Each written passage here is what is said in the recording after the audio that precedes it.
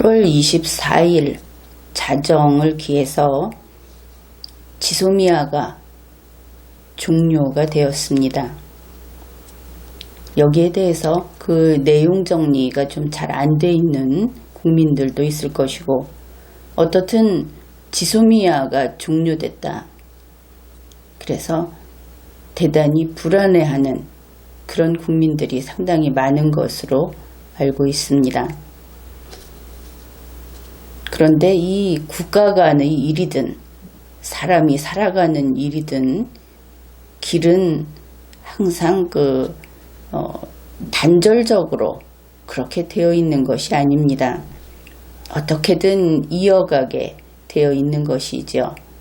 그래서 문재인 씨가 한 가지 선택을 잘못했다. 이것은 선택이 아니고 스스로 결단을 내린 것이고 긁어부스럼을 낸 것이고 그렇기는 한데, 한 가지 잘못을 했다고 해서 대한민국이 그대로 끝장이 나는 것은 아니다.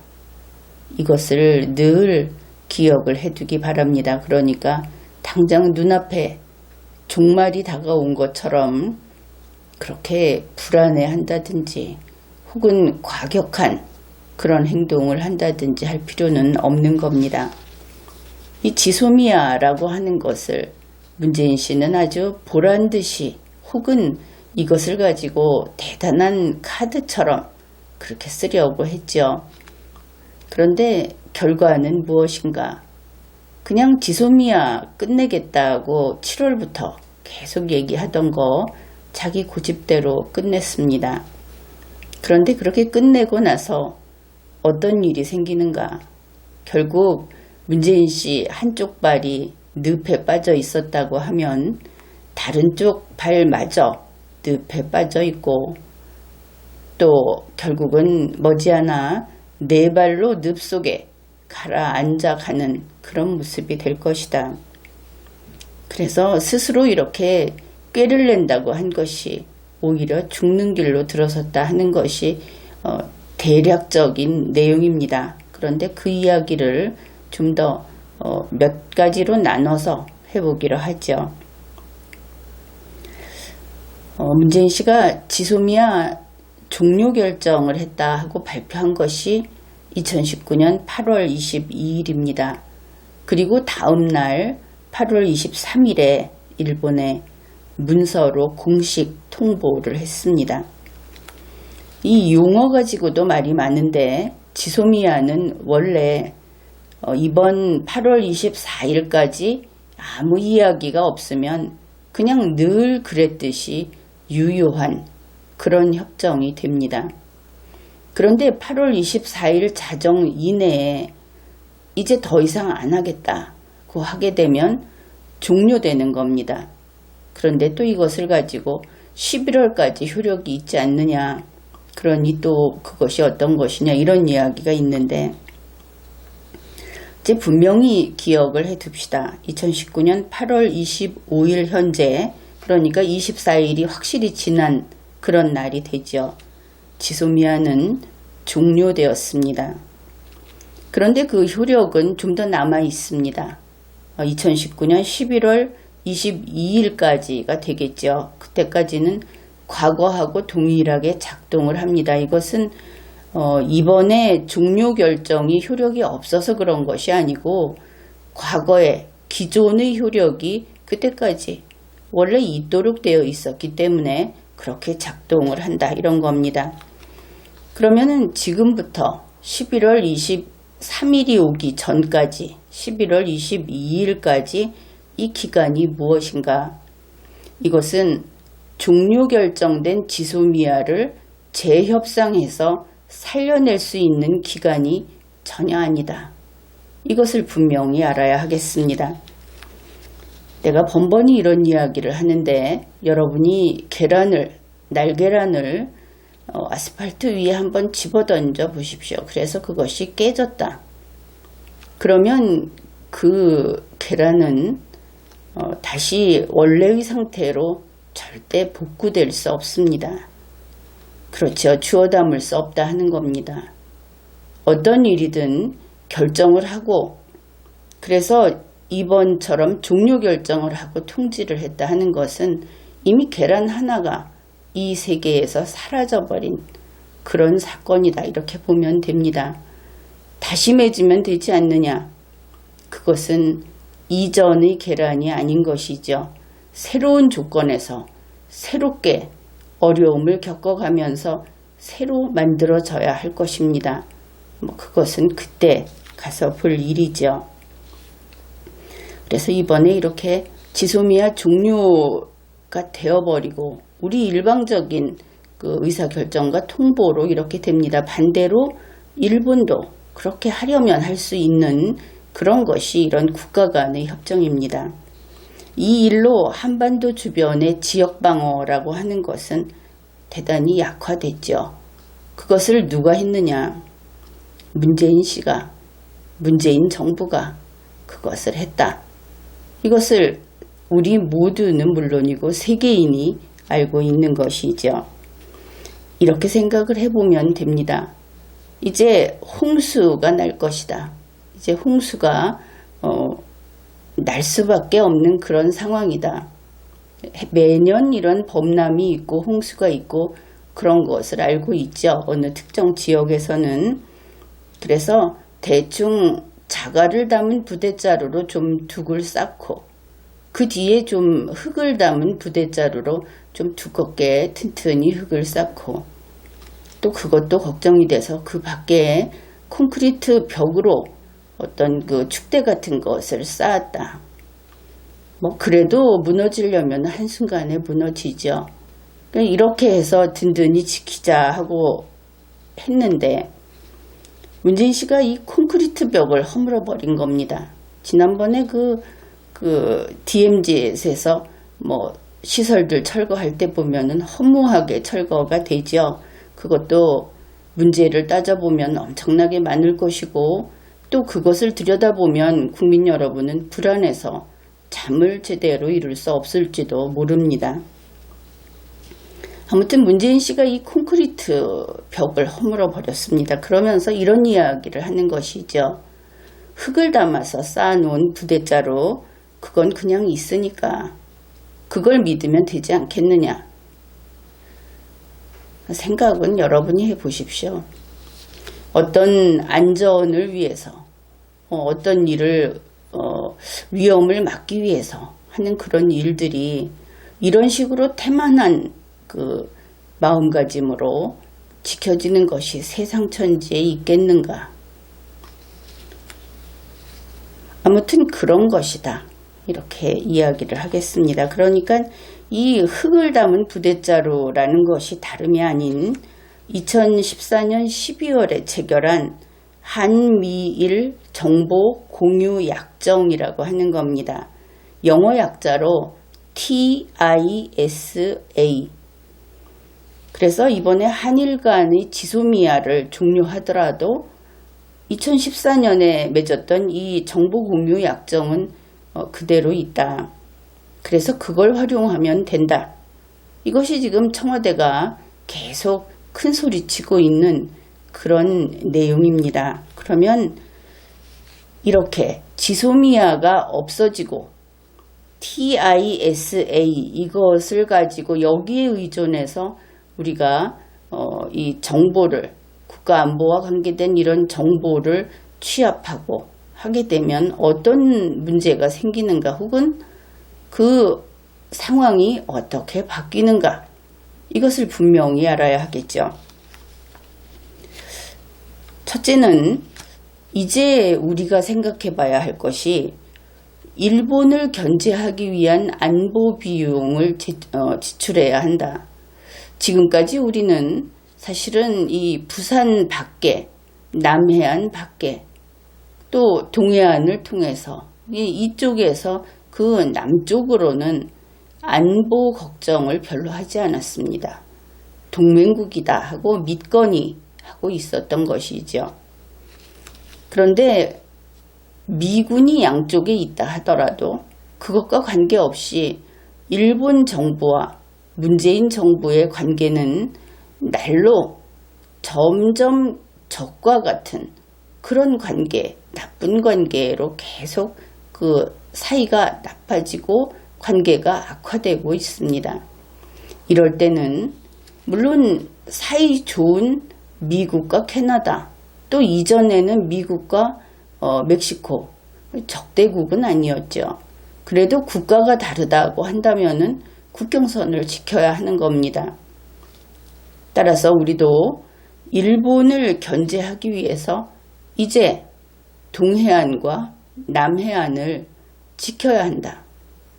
지금까지 하고는 다른 차원으로 과거에 문재인 씨가 누누이 이야기했듯이 외구가 쳐들어올 때하고 같은 그런 긴장감으로 지켜야 한다.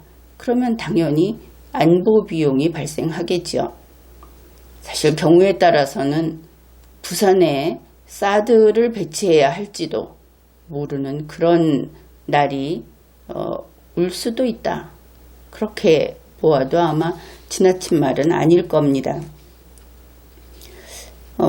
문재인 씨나 문재인 정부는 이 말을 의외로 쉽게 받아들일 겁니다. 그들은 북한 김정은이는 믿어도 일본의 아베는 못 믿는다. 이런 사람들이니까. 당장 8월 25일에서 26일 동해 영토수호 훈련을 하고 있죠. 이것을 독도 방어 훈련이라고 하는데 6월에 할 것을 안 하고 있다가 이제 하겠다. 지소미아 그만두면서 그러면 12월에도 원래는 하기로 되어 있으니까 또 해야 하겠죠. 그리고 이런 식으로 연 2회 정해져 있던 독도 훈련, 독도 방어 훈련 이것을 그 횟수를 더 늘려야 하지 않겠는가. 아마 그런 논의도 가능합니다. 그래서 앞에서 이야기했듯이 동해안에서 남해안에 걸쳐 일본 자위대에 대응한 그들이 실제로 오든 안 오든 지키는 것이 국가이니까 거기에 대응한 군사시설을 배치해야 할 것이다. 여러분이 생각하는 것보다는 이 내용이 문재인 정부에 있어서는 훨씬 더 정말 필요하다 하고 그들이 인정할 것이다 하는 점을 좀 고려해야 합니다. 여러분은 설마 그렇게까지 이런 생각을 하겠죠. 그 다음에 이제 지소미아가 없어졌습니다. 11월까지 남아있는 것은 이제 더 이상 신경 쓸 필요가 없죠. 그래서 그 다음에 의지할 수 있는 것이 한미일 정보 공유 약정이라고 하는 것인데 이것이 아주 협소합니다. 북한의 이렇게 되어 있고 그 다음에 북한에서도 핵 미사일 정보만 이렇게 되어 있고 그리고 그 정보를 간접적으로 공유한다. 직접 공유하는 것이 아니다. 그러면 이것이 무슨 뜻인가? 이제 차차 확인을 할 텐데 먼저 북한만 이랬습니다. 그러니까 중국과 러시아 사실은 그들이 무서운 것이죠. 그런데 그러한 북한 이외의 국가에 대한 정보는 받을 수 없다. 그런 겁니다. 지소미아는 포괄적이었죠. 이것이 사실이다 하는 것을 확인할 수 있는 게 중국의 반응이 아주 신속하게 나왔습니다. 그들은 지소미아를 종료하는 것은 주권국가의 권리다. 이러면서 박수를 치고 있다는 겁니다. 러시아 물론 환영하겠죠. 이런 상황에서 북한도 북한이지만 현실적으로 우리한테 밀고 내려올 수 있는 얼마 전에도 독도 영공 침범 이런 사건도 있었고 그런 위험한 상대는 중국과 러시아입니다. 그들은 또 아주 강하죠. 그래서 이제 안보가 그냥 통째로 무너질 수도 있다.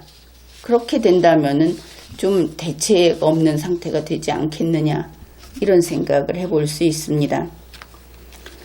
그 다음으로 그러면은 지소미아를 이제 뭐 그냥 종료시켜 버렸는데 청와대가 어떤 이야기를 하느냐 하면은 주권 국가는 자주 국방을 해야 한다 이렇게 이야기를 합니다. 옳은 이야기로 들리죠.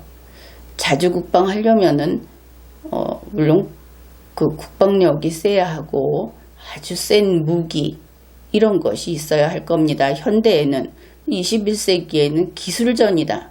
이렇게 이야기를 하지 않습니까? 청와대가 한 이야기를 소개하겠습니다. 현재 국제정세는 자국 우선주의가 만연하고 있습니다. 이런 상황에서 우리 스스로를 지켜낼 수 있을 정도의 국방력을 갖추어야만 안보 위험에 노출될 가능성을 예방할 수 있습니다.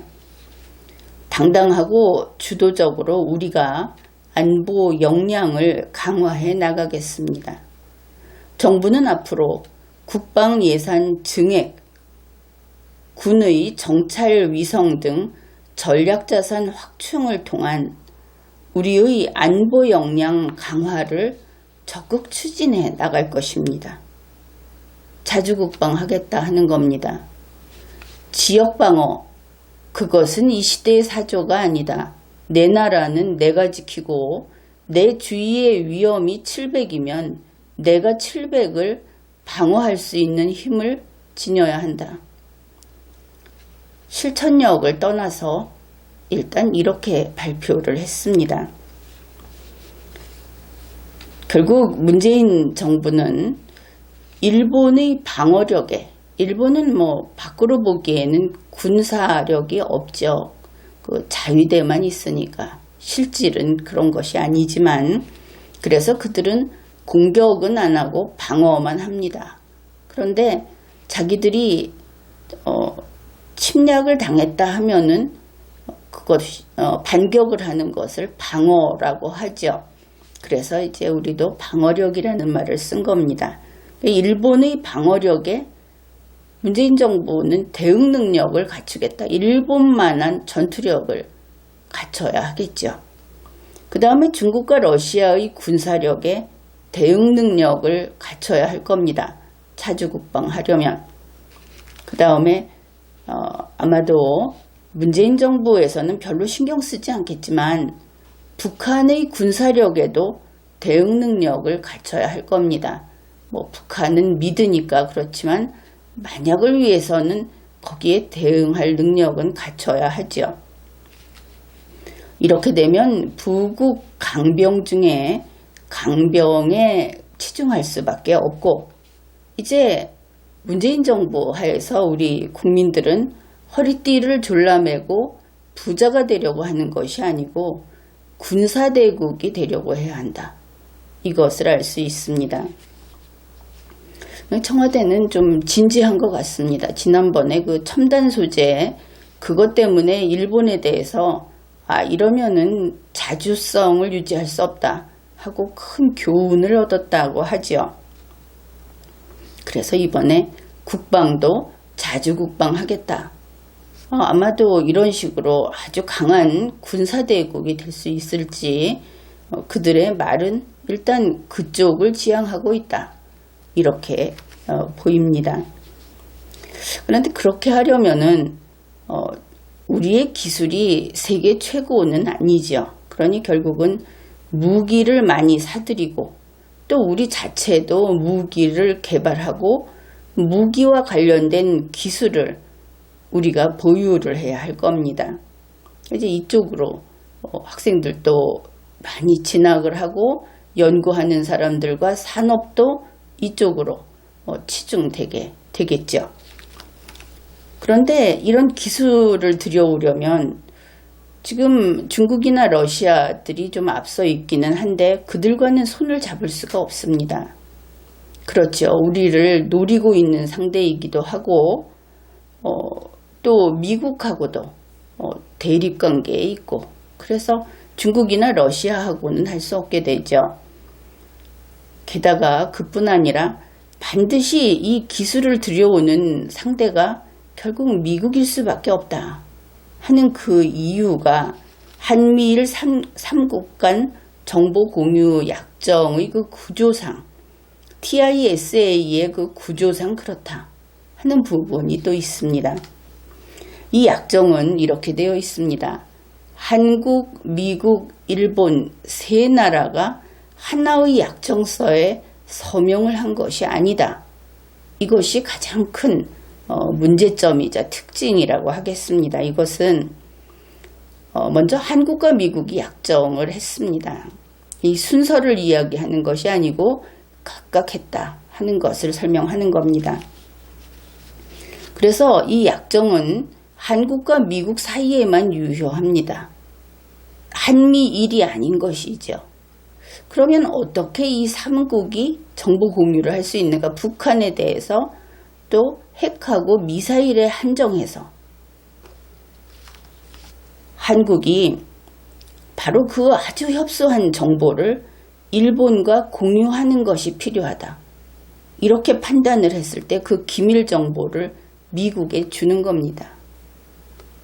그러면은 미국이 그때 그것이 필요하다고 생각하고 일본도 필요하다고 생각하면 미국의 선에서 일본과 공유하게 되는 것이죠. 어떻습니까? 간접적이기도 하지만 시간도 참 많이 걸리겠죠. 또 일본도 마찬가지입니다. 일본과 미국이 이 약정을 맺었습니다. 그래서 일본이 북한의 핵 미사일에 관한 그 정보, 아주 협소한 정보, 그것을 한국과 공유할 필요가 있다. 이렇게 판단을 하면은 그 기밀 정보를 미국이 줍니다. 그러면 다시 미국이 한국과의 관계, 미국이 받으면 쏜살같이 택배처럼 배달해야 되는 그런 것이 아니다 하는 것이죠. 아무튼 미국이 한국과 공유를 그 정보를 주는 것을 담당한다. 이렇게 분리되어 있다 하는 것입니다.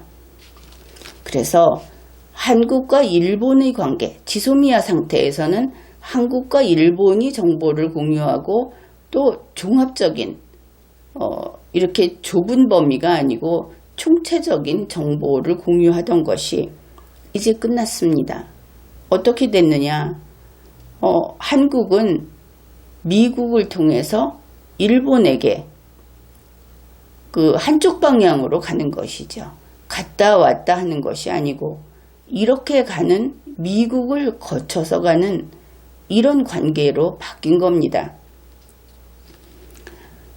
그러니 가까운 곳에 있는 일본과 북한의 핵 미사일 정보를 공유하기 위해서는 미국을 경유해서 몇 배의 에너지를 소모하면서 이렇게 가게 되고 그것 또한 우리가 원해서 우리 결정대로 되는 것이 아니고 미국의 결정을 한번 거쳐서 가게 그렇게 되는 것입니다. 문재인 씨는 이것을 보면 미국의 이중삼중으로 묶여있고 싶어 하는 모양이다.